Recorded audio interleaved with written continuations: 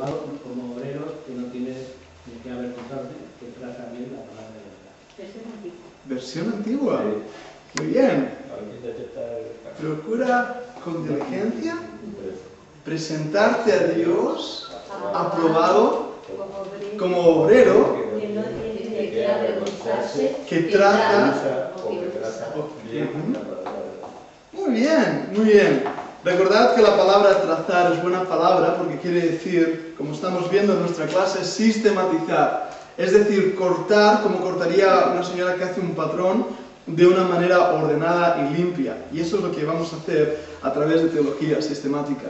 En nuestra primera clase introductoria decíamos que la teología sistemática era el estudio serio de la palabra del Señor y de las doctrinas que tienen que ver con toda la Biblia.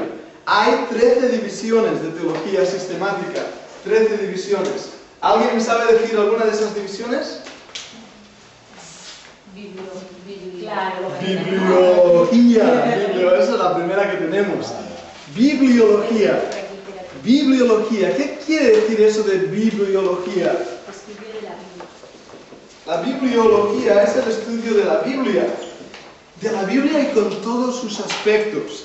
Vimos como era importante entender que las Sagradas Escrituras habían sido dadas por Dios. Son útiles para enseñar, para redarguir, son útiles para cambiar y transformar nuestra vida. La palabra de Dios es poderosa. ¿Cuántos libros hay en la Biblia? 66. ¿Antiguo Testamento cuántos? 9. Muy bien, buenos estudiantes. Ahora, también vimos algunas de las semejanzas de la Biblia. O sea, la Biblia es comparada, por ejemplo, con el agua fresca, que da aliento al que tiene sed. Otras semejanzas, ¿alguien me lo dice? ¿El martillo? Dime, Wilde. Al pan. Al pan. Pan de vida, pero no dice que sea pan de vida, dice no solo del pan de vida, sino de toda la palabra que sale de la boca de Dios. Ahora, el pan de vida es el Señor Jesucristo.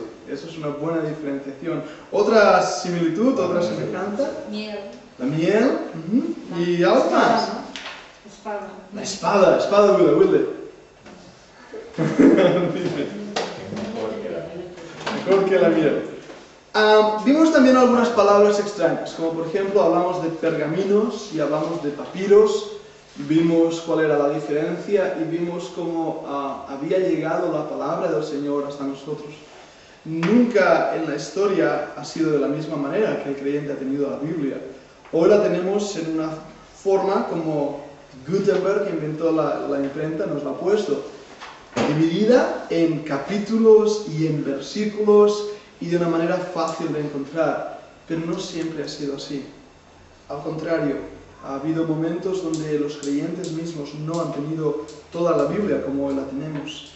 Por eso es que debemos apreciar el valor de las Escrituras. Nuestro querido traductor Cipriano y Reina, ellos pasaron años en traducir la Biblia, escaparon de la Inquisición, se ocultaron en Inglaterra, en Amberes, en varios lugares del mundo, para que hoy tú y yo podamos tener la Biblia y tal como la tenemos. Pero hoy tenemos que hacer algo, un ejercicio que a lo mejor nos va a costar un poco. Tenemos que imaginar que no tenemos Biblia. Eso es difícil de imaginar, ¿verdad? Pero debemos darnos cuenta que hubo un momento en la historia de la humanidad que no había Biblia y que el hombre necesitaba conocer de Dios. Dios, por lo tanto, tuvo que dar una revelación. Ahora, en las notas que vamos a empezar hoy, en la página número 4, la primera cosa dice: Dios ha comunicado con la humanidad. Dios ha comunicado con la humanidad. Ellas no tienen. Si puedes prestarle por ahí y así Wilde comparte muy bien. Tú, Rosa, puedes compartir. Y tú, Rosa, puedes compartir eso. Dios ha comunicado con la humanidad. Debemos entender que Dios creó al hombre a su imagen y su semejanza. Adán se paseaba en el huerto del Edén, hablaba con Dios como una comunión tremenda. Había una comunión que nosotros nunca habíamos podido disfrutar hasta el momento de nuestra conversión, ¿verdad? Esa comunión directa con Dios. Adán la tenía diariamente hasta que pecó. Pero después de Adán, la manera en que Dios va a presentarse y a revelarse al mundo va a ser totalmente diferente. Cuando uno estudia la Biblia, debe empezar estudiando la revelación, luego la inspiración, y veremos qué es esto de la inspiración de la Biblia. No solo la inspiración, sino también la iluminación.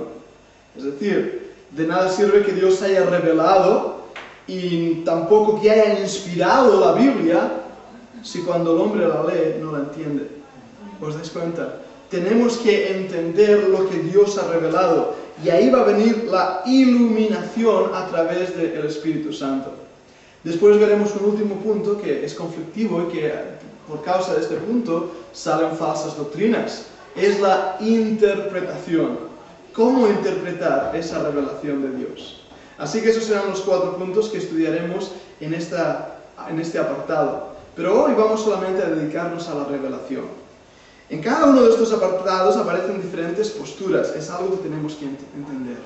La autoridad de la Biblia está basada en el hecho en que Dios es el autor de la información que presenta. 2 Timoteo 3, 16 y 17.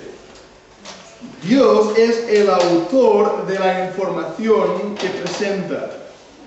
Vamos a verlo, lo que la Biblia enseña ahí en 2 de Timoteo. 2 de Timoteo, capítulo 3, versículo 16. Rosa, por favor, puedes leerlo tú. Toda la Escritura es inspirada por Dios y útil para enseñar, para redarguir, para corregir, para instruir en justicia, a fin de que el hombre de Dios sea perfecto, enteramente preparado para toda buena obra. Este pasaje es clave, marcarlo en vuestra Biblia porque es vital para entender la revelación de la palabra de Dios. Otro pasaje es 2 de Pedro 1, 20 al 21. 2 de Pedro, Wilde, por favor, si tú puedes leerlo, en 2 de Pedro 1, 20 al 21.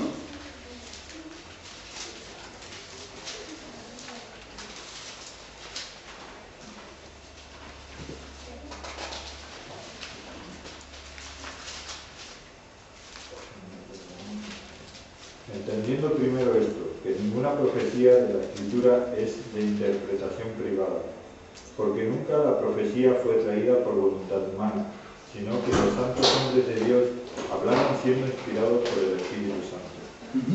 ¿Os dais cuenta? Es importante. No ha sido el hombre quien ha buscado la revelación, Dios la ha dado.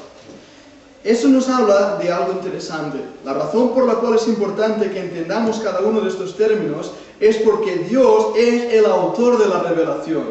Estoy leyendo ahí en las notas. Y hoy Dios no está en un proceso de revelación, sino que su revelación ya ha sido completa a través de su palabra y su Hijo Jesucristo. Dios ha revelado al hombre y lo ha hecho a través de su palabra y a través del Hijo. Por eso en Hebreos dice que Dios, habiendo hablado de muchas maneras y de otras formas a través de los profetas, ahora, en este momento, nos ha hablado a través del Hijo. Debemos dar por sentado que la revelación ha cesado. Los carismáticos enseñan que Dios está continuamente revelando. Por eso hablan de voces audibles, hablan de sueños, hablan de profecías, pero la Biblia ha sido sellada en su revelación al hombre. Porque Dios dice en Hebreos que Dios ha hablado ahora a través del Hijo. Ahora, ¿cómo definimos la palabra revelar antes de continuar adelante? Revelar. ¿Quién me da una definición de revelar? Paqui. ¿Tú lo sabes? Sí, lo sabes. ¿Puedes leer ahí en las notas donde dice definición de revelación? Está ahí en mayúscula. Revelación, onis, ¿no? Del latín, revelatio revelationis. Acción y efecto de revelar. Entonces, ¿qué quiere decir? La segunda opción. Manifestación de una verdad secreta o oculta. La tercera, antonimia. Manifestación divina. Revelar, descubrir o manifestar lo ignorado o secreto.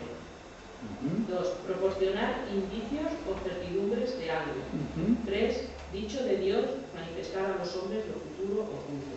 Bien, eso nos lo da el diccionario de la lengua española. Revelar viene del latín revelatio, revelationis, y quiere decir lo que ya sabemos. Algo oculto es manifestado, y manifestado para poderlo entender. Si Dios no nos hubiera revelado a través de su palabra, no le conoceríamos como le podemos conocer hoy. Y eso lo veremos más adelante. Tenemos pues dos tipos de revelación, la visible y la escritura. Nosotros podemos conocer a Dios empezando a mirar a nuestro alrededor y recibiremos información. La naturaleza nos habla de Dios. Las cosas creadas, como un cuadro, nos habla de cuál es el pintor. Pero el problema que hay es que esa información de la naturaleza, de la revelación visible, nos puede engañar. Los gnósticos dicen, Dios no está ahí, de ahí. Está mal escrito, A-H-Y debería haber sido. Dios no está ahí, dicen, pero las pruebas de su existencia son tan débiles que hacen que no exista prueba de la existencia de Dios. O sea, un agnóstico dice, bueno, a lo mejor sí, a lo mejor hay Dios, pero no tengo suficientes pruebas para decir sí o no. Eso dice un agnóstico.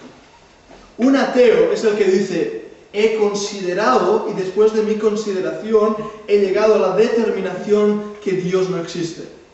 Eso es un ateo, un hombre sin Dios. Pero el agnóstico dice, bueno, no estoy seguro si puedo probarlo. Ahora, esa filosofía no es cierta. Hay suficientes evidencias de la existencia de Dios para probarlo. Hay suficiente evidencia que Dios existe, que un ser supremo gobierna y que un ser supremo nos ha revelado. Aquí menciono algunos como Anselmo, Aquino, Agustín. Eran hombres religiosos, hombres de la Biblia, hombres que entendían, pero hubo un hombre que se llamaba Aristóteles. Suena ese nombre, ¿verdad? Aristóteles. Muy bien. Aristóteles dijo una cosa muy interesante. Dijo, no podemos conocer a Dios a menos que tengamos una mejor revelación. Él sabía que a través de la naturaleza no era suficiente para conocer a Dios. ¿Cuál era esa mejor revelación? La Biblia. La revelación escrita de Dios. Menciono en un párrafo, hay creyentes, uno de ellos Henry Morris, que ha establecido también algo parecido a la fundación bíblica, que intenta demostrar científicamente la prueba de que Dios existe. Y ha hecho grandes avances en el conocimiento de las ciencias, la geología, la botánica, el problema de la evolución. Pero una cosa es cierta, llega un punto que debemos creer en Dios por fe. El mundo científico, las pruebas científicas, no son suficientes para demostrar que Dios existe. La fe es un conocimiento que va más allá de la ciencia. La fe no es ciega, porque muchos dicen, bueno, es que hay que tener fe, como si fuera lo último cuando ya la ciencia no puede. No. Dice la Biblia que la fe es la sustancia de las cosas que no se ven. Por lo tanto, la fe ve donde la ciencia no ve. La fe es conocedora ciertamente de Dios y de su palabra revelada. Ahora, hay 4 cosas que vamos a ver. Primeramente, el argumento a priori. Estoy en la página 5. Los agnósticos dirán que ellos creen en un argumento de a priori. Anda, ¿y eso qué es lo que quiere decir a priori, María? Abans d'algo. A, antes. Priori. Antes de algo, ¿no? ¿Qué quiere decir esto? Este es que un efecto viene determinado por una causa. Un efecto viene determinado por una causa. Por ejemplo, si yo pongo fuego, me quemo. ¿Por qué me quemo? Porque había fuego. No puedo quemarme si no había fuego.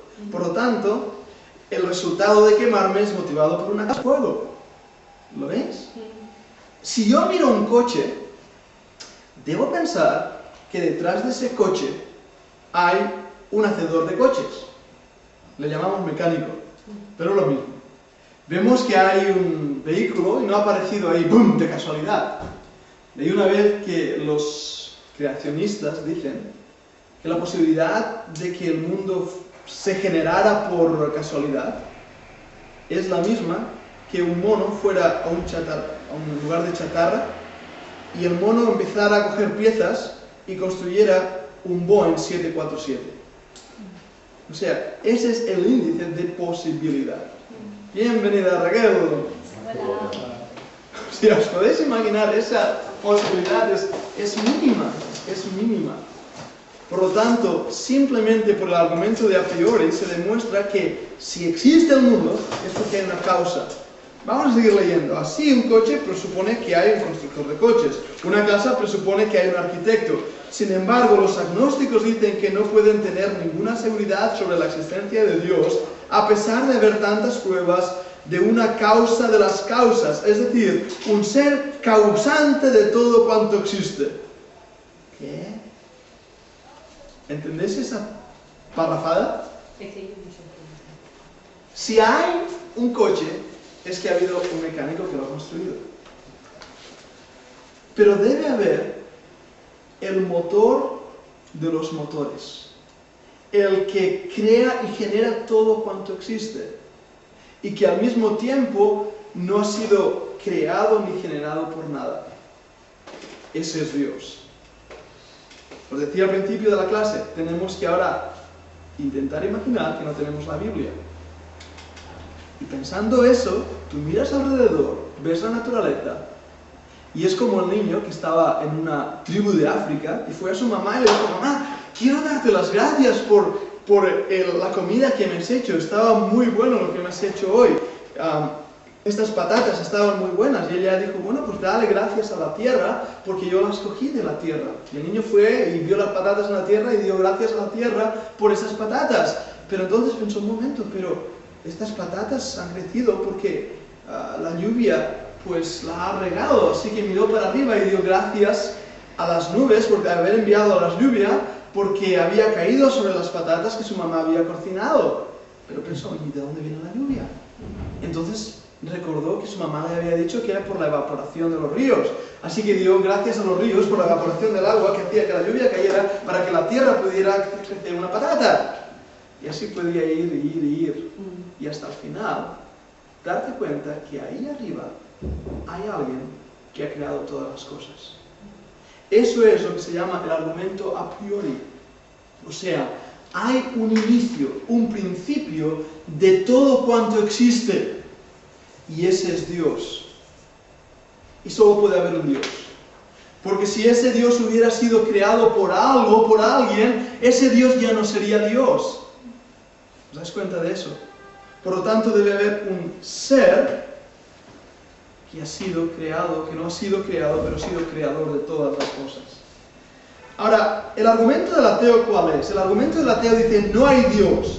No podemos ver a Dios, así que Dios no existe. Vaya, fulminante conclusión, ¿verdad? ¿Has visto alguna vez un dolor, Marta? Un dolor. ¿Tú lo has pesado? ¿Lo has medido? ¿Has tocado un dolor? No. ¿Estás seguro? Sí. ¿Lo has olido? No. Entonces no existe. No. El dolor no existe. Tú no puedes medirlo, no puedes tocarlo, no puedes absorberlo, no puedes hacer nada con el dolor.